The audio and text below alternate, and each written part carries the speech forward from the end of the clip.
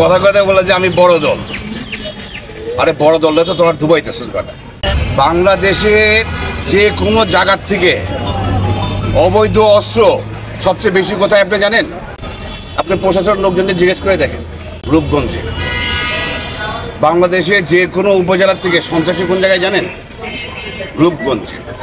সেটা আগে যা ছিল তার কিন্তু কয়েক ডবল বাইরে গেছে। এই দেশটাকে স্বাধীন করছেন আপনারা। আপনারা বলে অনেক রাজনীতিবিদের মুখ দিয়ে শুনি যে আপনার আমরাও তো আন্দোলনে ছিলাম, এই ছিলাম, ওই ছিলাম। আরে আমি রূপগঞ্জে আমি বলি আর কি, আপনার ওই যে রূপগঞ্জে 16 বছর কেউ কোনো কথাবার্তা বলতে পারছে? এই ডালিম ভাই বলছে না? আপনারা দেখছেন কোনোদিন? কেউ দেখছে? দেখেন নাই। একমাত্র কিন্তু আমি বলে আসছি। আর এখন নেতার অভাব নাই।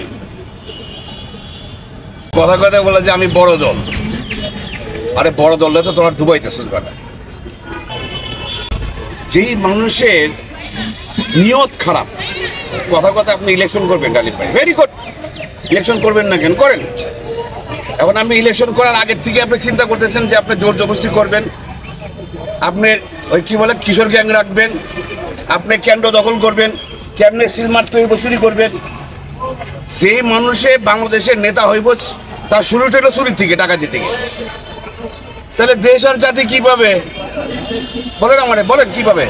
কিছু পাবে? কি পাবে? ওই একই জিনিস পাবে।